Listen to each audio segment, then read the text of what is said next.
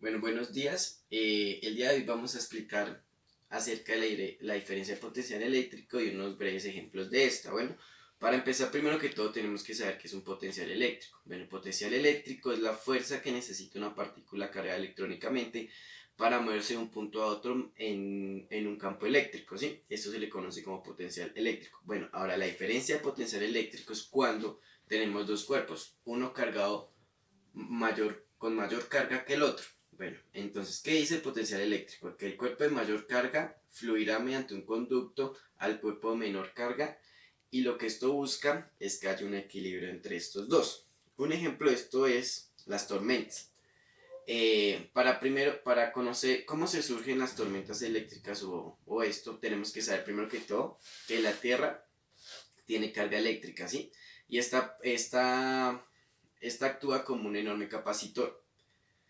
Bueno, la Tierra está cargada electrónicamente de forma negativa, aproximadamente acerca de 1 millón de coulombs. En cuanto a la atmósfera, esta está cargada con esta misma cantidad, pero de forma positiva. Bueno, eh, acá podemos observar cómo, digamos, en la partícula de la Tierra hay partículas cargadas positivamente, ¿sí? Estas se elevan a la atmósfera, la cual vuelven a la Tierra mediante las descargas eléctricas de forma negativa, y esto es lo que permite que haya un equilibrio. Bueno, las descargas eléctricas pueden ser varias, pero la que es más evidente o se puede observar bien el potencial eléctrico es cuando hay una interacción entre nube a tierra. ¿Por qué? Porque digamos ahí es cuando se puede observar el destello de luz, lo que da origen a que haya una corriente eléctrica. Bueno, eh, bueno, las baterías. Eh, Cuando se conectan los dos terminales de una batería, esto es lo que permite que haya una chispa o haya calor, ¿sí? Eh, para comprender en qué consiste que estas chispas surjan o el calor surjan, es cuando ambas están en equilibrio. ¿Cómo se crea este equilibrio? Gracias al voltaje, porque el voltaje es el que permite que un cuerpo, una carga eléctrica vaya de una parte de un terminal a la otra parte del terminal en busca del equilibrio ya mencionado, y esto es lo que origina que haya una corriente eléctrica. Por ejemplo, acá en la imagen podemos observar que esta parte tiene excesos de electrones y a esta parte le falta electrones, y entonces lo que hace es que empieza a enviar electrones de forma tal que haya el equilibrio. Bueno, ahora, las celdas solares. Una celda fotovoltaica es un dispositivo eléctrico que convierte la energía luminosa, la luz, en energía eléctrica, es decir, absorbe los fotones de luz para liberar electrones que pueden usar una corriente eléctrica. Los paneles solares no son más que varias celdas trabajando en forma conjunta para generar un mayor potencial eléctrico.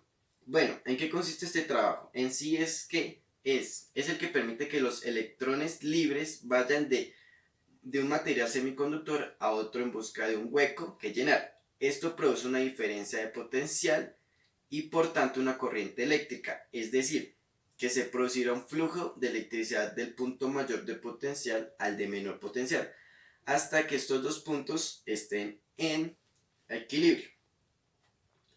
En sí, una celda se comporta muy parecido a una batería. ¿Por qué? Porque la luz solar separa los electrones, de modo que forman una capa de carga positiva y una carga negativa en la célula solar. Esta diferencia potencial genera una corriente eléctrica. Como podemos ver acá en la imagen, los fotones que se absorben de la luz solar llegan y liberan electrones, los cuales van a buscar el hueco, lo cual va a producir la corriente, lo que va a producir que se origine la corriente eléctrica. Bueno, el Peltier. ¿Este en qué consiste? Bueno, cuando dos metales distintos se ponen en contacto, podría ser mediante una soldadura, aparece una diferencia potencial, debido a que los electrones libres de uno de los metales tienen más energía que los del otro. Cuando se hace pasar una corriente eléctrica por la soldadura, si la dirección de la corriente es contraria a la de los electrones, tiene que generar energía y los extraen de los metales enfriando la soldadura.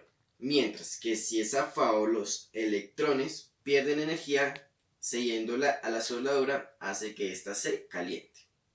Ahí podemos observar por qué existe el equilibrio o el determinado de diferencia potencial eléctrico.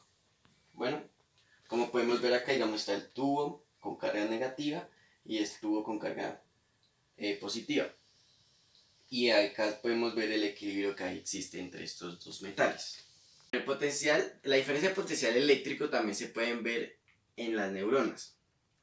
¿Por qué? La conducción nerviosa está asociada con fenómenos eléctricos. Bueno, entonces, casi todas las membranas plasmáticas tienen una diferencia de potencial eléctrico, en el que el lado interno, como podemos observar en la imagen, está cargado de forma negativa al lado externo, el cual está cargado de forma positiva.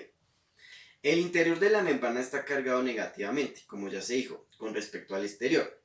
Esta diferencia de voltaje, constituye el llamado potencial de reposo de la membrana. Cuando el axón es estimulado, el interior se carga positivamente con relación al exterior. Esta inversión de polaridad se denomina potencial de acción. El potencial de acción que viaja a lo largo de la membrana constituye a un impulso nervioso. Y este es el impulso nervioso es en donde se puede evidenciar que hay una corriente. Bueno, para continuar, vamos a hablar sobre los condensadores. Un condensador, al igual que la Tierra, es un capacitor, ya que almacena energía.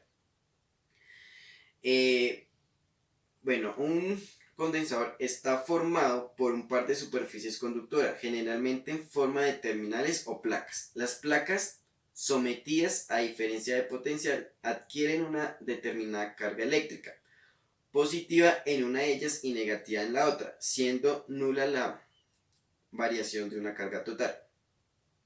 Aunque desde el punto de vista físico, un condensador no almacena carga ni corriente eléctrica, sino simplemente energía mecánica latente. Al ser introducido en un circuito, se comporta en la práctica como un elemento capaz de almacenar la energía eléctrica que recibe durante el periodo de carga. Esta misma energía después se cede durante el periodo de descarga y de esta forma podemos observar el equilibrio que busca la diferencia de potencial eléctrico. Este ejemplo de potencial eléctrico también se puede observar en animales, por ejemplo la narguila o la anguila eléctrica, más conocida. Para dar una breve descripción de esto, vamos a observar el siguiente video, el cual nos ayudará a entender más cómo se comporta una anguila eléctrica. Seguro que tú también has oído hablar de la anguila eléctrica, ese escurridizo animal acuático que vive en el Amazonas y que es famosa por ser capaz de lanzar descargas de más de 600 voltios. Su táctica es digna de estudio. Primero lanza una pequeña descarga con la que contrae ligeramente los músculos de su posible víctima, y con ello es capaz de localizar dónde está. Una vez que la encuentra, una segunda descarga mucho más potente la paraliza, dejándola lista para la cena. Pero ¿cómo hace un animal como la anguila eléctrica para ser capaz de generar una descarga eléctrica tan grande con su cuerpo? Resulta que este tipo de pez es solo uno entre tantos de los que son capaces de utilizar campos eléctricos para su propio beneficio. Las células de los seres vivos producen una carga eléctrica, aunque sea muy pequeña. Dentro de la célula hay una carga negativa y por fuera una positiva. Años y años de evolución han permitido a las anguilas eléctricas y a otros peces modificar sus células musculares para apilarse y aprovechar esta carga eléctrica. Este tipo de células, llamadas electrolitos, permiten cambiar la polaridad de las mismas, haciendo que se pueda crear una corriente eléctrica constante, como si de una cadena de pilas se tratase. Por tanto, cuando llega el estímulo del cerebro adecuado, cambia la composición de las células y permite soltar a la anguila eléctrica esa descarga tan particular. Para concluir, podemos observar cómo la diferencia potencial eléctrica es necesaria para producir una corriente eléctrica y de esta manera generar energía o descargas eléctricas. Muchas gracias por la atención prestada y espero que este video sea de mucha utilidad. Hasta luego.